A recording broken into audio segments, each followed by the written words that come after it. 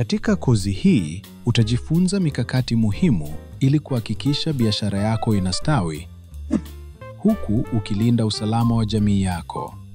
Kuuza kwa uwajibikaji huanza kwa kuelewa maana ya kuuza kwa uwajibikaji.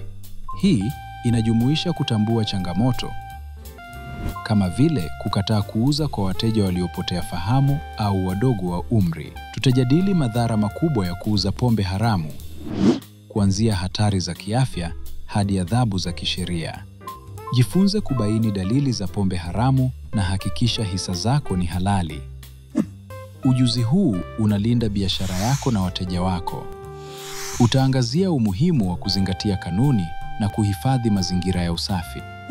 Kwa kujitolea kuuza kwa uwajibikaji, unachangia jamii yenye afya na salama, huku ukitoa ajira na maeneo ya kufurahisha ya kijamii. Jiunge nasi katika moduli hii kukuua biashara kwa uwajibikaji na kuleta mabadiliko chanya. Acha tuanze safari hii pamoja.